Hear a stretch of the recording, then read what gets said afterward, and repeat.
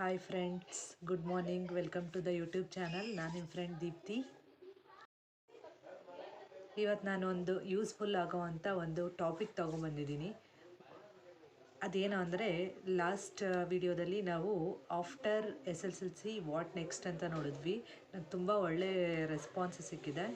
ಮತ್ತು ಇವತ್ತು ನಾನು ನಿಮಗೆ ಆಫ್ಟರ್ PUC ವಾಟ್ ನೆಕ್ಸ್ಟ್ ಅಂತ ಒಂದು ಟಾಪಿಕ್ ಮೇಲೆ ಇನ್ಫಾರ್ಮೇಷನ್ ಕೊಡ್ತಾ ಇದ್ದೀನಿ. ಅದರಲ್ಲಿ ನಾವು ಇವಾಗ ನೋಡ್ಬೋದು, PUC ರಿಸಲ್ಟ್ ಬಂದಿದೆ ಮತ್ತು CETನೂ ನಡೀತಾ ಇದೆ ಸೈನ್ಸ್ ಸ್ಟೂಡೆಂಟ್ಸ್ಗೆ. ಸೊ ಇವಾಗ ನಾವು 3 ಕ್ಯಾಟಗರೀಸ್ ಆಫ್ ಕಾಂಬಿನೇಷನ್ಸ್ನ ನಾವು ನೋಡ್ತೀವಿ. ಅದರಲ್ಲಿ ಸೈನ್ಸ್, ಆರ್ಟ್ಸ್, ಕಾಮರ್ಸ್. ಇವಾಗ ಸೈನ್ಸ್ ಅವ್ರಿಗೆ ಯಾವ ಡಿಗ್ರಿ ಕೋರ್ಸ್ ಮಾಡಿದ್ರೆ ಅಥವಾ ಯಾವ ಡಿಗ್ರಿ ಇದೆ ಮತ್ತು ಅದು ಮಾಡಿದ್ರೆ ಮುಂದೆ ಏನು ಯೂಸ್ ಅನ್ನೋದನ್ನು ನಾನು ನಿಮಗೆ ಇವಾಗ ತಿಳಿಸ್ಕೊಡ್ತೀನಿ. ಇವಾಗ ಸೈನ್ಸ್ ಅವರು ಆಲ್ಮೋಸ್ಟ್ ಸೈನ್ಸ್ ಅವರು ಯಾವಾಗಲೂ ಎಂಟ್ರೆನ್ಸ್ ಎಕ್ಸಾಮ್ಸ್ ಬರೀತಾರೆ.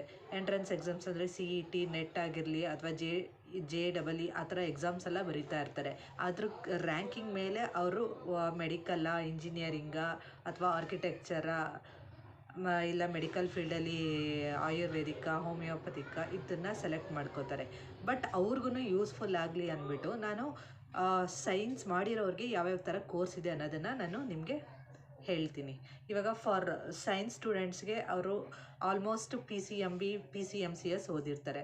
ಅವರು ಯಾವ್ದು ಮಾಡ್ಬೋದು, BSc ಮಾಡ್ಬೋದು ಅಥವಾ CET ಬರೆದಿದ್ರೆ ಇಂಜಿನಿಯರಿಂಗಲ್ಲಿ ಅವರು electrical, computer science, mechanical engineering ಆ ಥರದನ್ನು ಕೋರ್ಸಸ್ಗಳನ್ನ ತಗೋಬಹುದು. ಇಲ್ಲಾಂದರೆ ಅದು ಆಗಲಿಲ್ಲ ಅಂದರೆ ಬ್ಯಾಚುಲರ್ ಆಫ್ ಆರ್ಕಿಟೆಕ್ಚರ್ ಅನ್ನೋ ಒಂದು ಸಬ್ಜೆಕ್ಟ್ ಇದೆ, ಅದನ್ನು ಮಾಡ್ಬೋದು. ಇಲ್ಲಾಂದರೆ BSc ಹಾರ್ಟಿಕಲ್ಚರ್, BSc ಅಗ್ರಿಕಲ್ಚರ್. ಹಾರ್ಟಿಕಲ್ಚರಲ್ಲಿ ಮತ್ತು ಅಗ್ರಿಕಲ್ಚರಲ್ಲಿ ಎವ್ರಿ ಇಯರ್ KPSC ಅವರು ಎಕ್ಸಾಮ್ಸ್ನ ಅನೌನ್ಸ್ ಮಾಡ್ತಾನೆ ಇರ್ತಾರೆ ಮತ್ತು ನಡೆಸ್ತಾನೆ ಇರ್ತಾರೆ. ಎವ್ರಿ ಇಯರ್ ನಾನು ನೋಡಿರೋ ಪ್ರಕಾರ KPSC ಅವರು ನೋಟಿಫಿಕೇಷನ್ಸ್ ಮಾಡ್ತಾನೆ ಇರ್ತಾರೆ. ನೆಕ್ಸ್ಟ್ ಅಲ್ಲಿಂದ ಬಂದಾಗ BSc ಅವರು ಇವಾಗಿನ ಟ್ರೆಂಡಿಂಗ್ ಕೋರ್ಸಸ್ ಅಂದರೆ ಡೇಟಾ ಸೈನ್ಸ್ ಮತ್ತು ಸೈಬರ್ ಸೆಕ್ಯೂರಿಟಿ ಮತ್ತು ಆರ್ಟಿಫಿಷಿಯಲ್ ಇಂಟೆಲಿಜೆನ್ಸ್ AI ಅನ್ನೋದು ಇಡೀ ವರ್ಲ್ಡೇ ತುಂಬ್ಕೊಬಿಟ್ಟಿದೆ. ಸೊ ಅದು ತುಂಬ ಬೇಡಿಕೆ ಇರೋವಂಥ ಸಬ್ಜೆಕ್ಟು. ಅದನ್ನು ಬೇಕಾದ್ರೂ ಮಾಡ್ಬೋದು.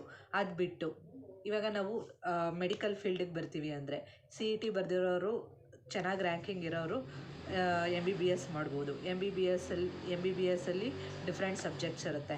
ನೆಕ್ಸ್ಟು ಅದು ಬಿಟ್ಟರೆ ಅದು ಸಿಗಲಿಲ್ಲ ಅಂದಾಗ ನಾವು BDS ಅಂದರೆ ಬ್ಯಾಚುಲರ್ ಆಫ್ ಡೆಂಟಲ್ ಸರ್ಜರಿ ಈ ಸಬ್ಜೆಕ್ಟ್ನ ತೊಗೋಬೋದು. ನೆಕ್ಸ್ಟು BAMS ಅಂದರೆ ಆಯುರ್ವೇದಿಕ್ ಆ್ಯಂಡ್ ಮೆಡಿಷನ್ ಸರ್ಜರಿ ಅಂದ್ಬಿಟ್ಟು. Next BHMS. ಆ್ಯಕ್ಚುಲಿ BHMS ಕೆಲವು ಜನಕ್ಕೆ ಗೊತ್ತಿರೋದಿಲ್ಲ. BHMS ಅಂದರೆ ಹೋಮಿಯೋಪತಿಕ್ ಮೆಡಿಷನ್ ಆ್ಯಂಡ್ ಸರ್ಜರಿ ಅಂದ್ಬಿಟ್ಟು. ಇದು ಇವಾಗ ಟ್ರೆಂಡಿಂಗಲ್ಲಿದೆ. ನೆಕ್ಸ್ಟು ಅದು ಆಗಲಿಲ್ಲ ಅಂದರೆ BMLT ಅಂದರೆ bachelor of medical in lab technician ಅಂದ್ಬಿಟ್ಟು. ಇದು ಅಷ್ಟೇ ತುಂಬ ಬೇಡಿಕೆ ಇರೋವಂಥ ಸಬ್ಜೆಕ್ಟ್ಸು. ಇಫ್ ಇನ್ ಕೇಸ್ ಅದು ಆಗಲಿಲ್ಲ ಅಂದರೆ ಬ್ಯಾಚುಲರ್ ಆಫ್ ಫಾರ್ಮಸಿ ಅನ್ನೋ ಸಬ್ಜೆಕ್ಟ್ ಇದೆ, ಅದನ್ನು ಮಾಡ್ಬೋದು. ಇವಾಗೆಲ್ಲ ಕಡೆನೂ ಮೆಡಿಕಲ್ ಸ್ಟೋರ್ಸ್ ಸ್ಟಾರ್ಟ್ ಆಗಿದೆ. ಸೊ ಅವ್ರಿಗೂ ಒಳ್ಳೆ ಬೇಡಿಕೆ ಇದೆ. ನೀವೇ ನೋಡ್ಬೋದು, ಪ್ರತಿಯೊಂದು ಏರಿಯಾದಲ್ಲೂ ಒಂದು 10-15 ಆದರೂ ಇದ್ದೇ ಇರುತ್ತೆ.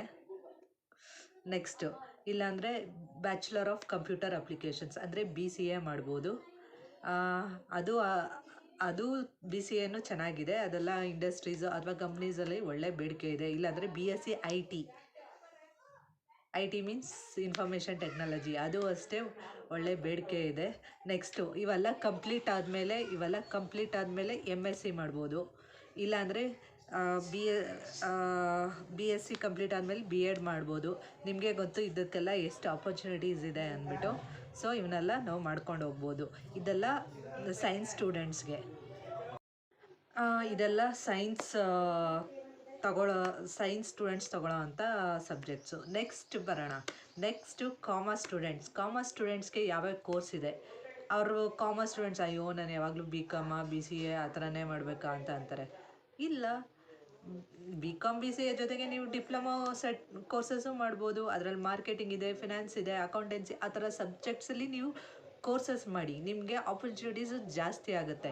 ಇವಾಗ ನೀವು BCom ಮಾಡಾದ್ಮೇಲೆ ಏನು ಮಾಡ್ತೀರಾ, MCom ಮಾಡಿ. MCom ಆದಮೇಲೆ ನಿಮಗೆ ಸಿ ಎ ಅಂದರೆ ಚಾರ್ಟೆಡ್ ಅಕೌಂಟೆಂಟು, CS ಅಂದರೆ ಕಂಪನಿ ಸೆಕ್ರೆಟ್ರಿ, ಈ ಥರ ಕೋರ್ಸ್ಗಳು ಮಾಡಿದ್ರೆ ನೀವು ಹೈ ಪೊಸಿಷನಲ್ಲಿ ಇರ್ತೀರ, ಮತ್ತು ನಿಮ್ಗೆ ಆಪರ್ಚುನಿಟಿನೂ ಚೆನ್ನಾಗಿರುತ್ತೆ, ಮತ್ತು ಸ್ಯಾಲ್ರಿನೂ ತುಂಬ ಚೆನ್ನಾಗಿರುತ್ತೆ.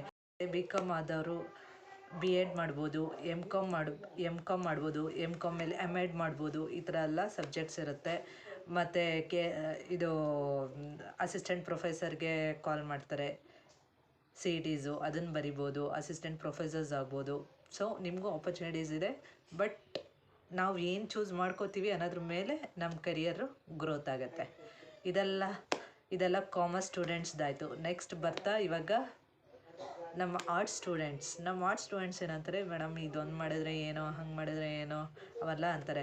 ಬಟ್ ಆರ್ಟ್ಸ್ ಸ್ಟೂಡೆಂಟ್ಸ್ಗೆ ಎಷ್ಟು ಕಾಂಬಿನೇಷನ್ಸು ಮತ್ತು ಕೋರ್ಸಸ್ ಇದೆ ಅಂದರೆ ಸಿಕ್ಕಾಪಟ್ಟೆ ಇದೆ. ಬಟ್ ಅದಕ್ಕೆ ಆಲ್ಮೋಸ್ಟ್ ಅಂತ ಹೇಳಲ್ಲ, ಸ್ವಲ್ಪ ಜನ ಗೊತ್ತಿರೋದಿಲ್ಲ. ಯಾಕೆಂದರೆ ಅವರು ಒಂದೇ ಮೈಂಡ್ಸೆಟ್, ಆರ್ಟ್ಸ್ ತೊಗೊಂಡ್ರೆ ಬರೀ BA ಮಾಡಬೇಕು, BAಯಲ್ಲಿ ಹಿಸ್ಟ್ರಿ, ಎಕನಾಮಿಕ್ಸು, ಸೋಷಲ್ಲು ಆ ಥರದ್ದೇ ಇರುತ್ತೆ ಅಂತ. ಬಟ್ ಹಂಗಿರೋದಿಲ್ಲ ಫ್ರೆಂಡ್ಸ್, ತುಂಬ ಕೋರ್ಸಸ್ ಇದೆ.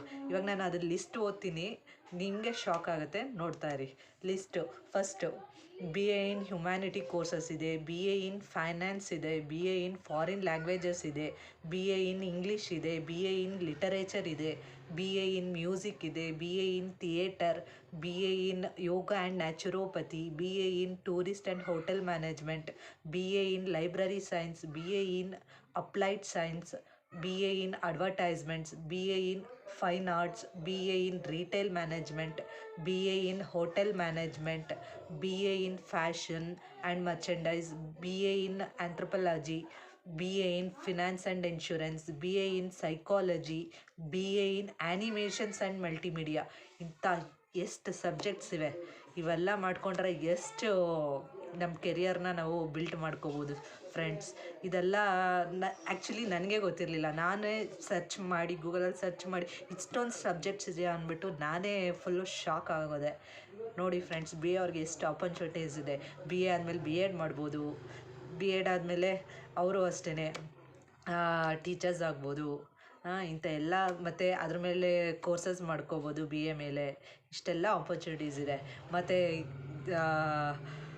KPSC ಮತ್ತು UPSC ನಡೆಯುವಂಥ ಎಕ್ಸಾಮ್ಸ್ಗಳಿವೆ, ಅವನ್ನೆಲ್ಲ ಮಾಡ್ಬೋದು. ಯಾಕೆಂದರೆ KPSC UPSC ಎಕ್ಸಾಮ್ಸ್ ಎಲ್ಲ ನನ್ನ ವ್ಯೂವಲ್ಲಿ ಹೇಳಬೇಕು ಅಂದರೆ BA ಮಾಡೋರಿಗೆ ಈಸಿ. ಯಾಕೆಂದರೆ ಹಿಸ್ಟ್ರಿ, ಎಕನಾಮಿಕ್ಸ್, ಸೋಷಿಯಾಲಜಿ ಅವೆಲ್ಲ ಅವ್ರು ಅಲ್ಲೇ ಓದ್ಕೊಬಿಟ್ಟಿರ್ತಾರೆ. ಸೈನ್ಸ್ ಅವರು ಅಷ್ಟೇ ಓದ್ಕೊಂಡಿರ್ತಾರೆ. ಬಟ್ BA ಅವರು ಆಲ್ಮೋಸ್ಟ್ ಅವ್ರಿಗೆ ಎಲ್ಲ ಗೊತ್ತಿರುತ್ತೆ, ಹಿಸ್ಟ್ರಿ, ಎಕನಾಮಿಕ್ಸು ಮತ್ತು ಅಂಥದ್ದೆಲ್ಲ.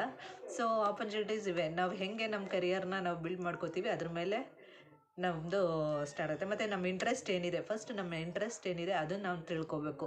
ಅದು ತಿಳ್ಕೊಂಡು ನಾವು ಸಬ್ಜೆಕ್ಟ್ಸ್ನ ಅಥವಾ ಕೋರ್ಸಸ್ನ ನಾವು ಸೆಲೆಕ್ಟ್ ಮಾಡ್ಕೋಬೇಕು. ಆವಾಗ ಮಾತ್ರ ನಮಗೆ ಈ ಸಬ್ಜೆಕ್ಟ್ ಓದಿದ್ರೆ ಈ ಸಬ್ಜೆಕ್ಟ್ ನನಗಿಷ್ಟ, ನಾನು ಇದನ್ನು ಪ್ರೀತಿಯಿಂದ ಓದೋದಕ್ಕೆ ಟ್ರೈ ಮಾಡ್ತೀವಿ, ಮತ್ತು ಅದರಲ್ಲಿ ಸಕ್ಸಸ್ಸು ಆಗ್ತೀವಿ. ಯಾರೋ ಹೇಳಿದ್ರು ಏನೋ ಈ ಸಬ್ಜೆಕ್ಟ್ ತಗೋ, ಆ ಸಬ್ಜೆಕ್ಟ್ ತಗೋ ಅಂತ. ನೋ, ಅದೆಲ್ಲ ಆಗೋದಿಲ್ಲ ಫ್ರೆಂಡ್ಸ್. ಯಾಕಂದರೆ ನಮಗೇನು ಇಷ್ಟ ನಾವು ಅದನ್ನು ಓದಬೇಕು. ಗೈಡೆನ್ಸ್ ಬೇಕು, ಬಟ್ ಅವ್ರ ಗೈಡೆನ್ಸ್ ತೊಗೊಂಡು ನಿಮ್ಗೇನಿಷ್ಟ, ನಿಮ್ಗೆ ಯಾವ ಸ್ಕಿಲ್ ಇದೆ, ನೀವೇನು ಆಗಬೇಕು ಅಂದ್ಕೊಂಡಿದ್ದೀರಾ ನೀವು ಅದ್ರ ಮೇಲೆ ಕಾನ್ಸಂಟ್ರೇಟ್ ಮಾಡಿ ಓದಿ, ಆವಾಗ ಸಕ್ಸಸ್ ಆಗೇ ಆಗ್ತೀರಾ. ಮತ್ತು ಏನಾದ್ರು ಡೌಟ್ಸ್ ಅಥವಾ ಕ್ಲಾರಿಫಿಕೇಷನ್ಸ್ ಮತ್ತು ಇಂಥ ಕೋರ್ಸಸ್ ಬಗ್ಗೆ ಏನಾದ್ರು ಇನ್ಫಾರ್ಮೇಷನ್ಸ್ ಬೇಕು ಅಂದರೆ ಕಮೆಂಟ್ ಸೆಕ್ಷನಲ್ಲಿ ಕಮೆಂಟ್ ಮಾಡಿ, ನಾನು ನಿಮಗೆ ರಿಪ್ಲೈ ಮಾಡ್ತೀನಿ. ಮತ್ತು ಇನ್ನೇನಾದ್ರು ಎಕ್ಸ್ಟ್ರಾ ಯಾವ್ದಾದ್ರು ಟಾಪಿಕ್ ಬಗ್ಗೆ ಕೋರ್ಸಸಲ್ಲಿ ಏನಾದ್ರು ಬೇಕು ಅಂದರೆ ನನಗೆ ಕಮೆಂಟ್ ಮಾಡಿ. ಮತ್ತು ಈ ವಿಡಿಯೋ ನಿಮಗೆ ಇಷ್ಟ ಆಗಿದ್ದರೆ ಲೈಕ್ ಮಾಡಿ, ಸಬ್ಸ್ಕ್ರೈಬ್ ಮಾಡಿ, ಮತ್ತು ಫಾಲೋ ಮಾಡ್ತಾಯಿರಿ, ಮತ್ತು ನೋಟಿಫಿಕೇಷನ್ನ ಸಿಂಬಲ್ನ ಆನ್ ಮಾಡ್ಕೊಂಡಿರಿ. Thank you very much. All the best ಕೋರ್ಸಸ್ನ ಸೆಲೆಕ್ಟ್ ಮಾಡ್ಕೋಬೇಕಾದ್ರೆ.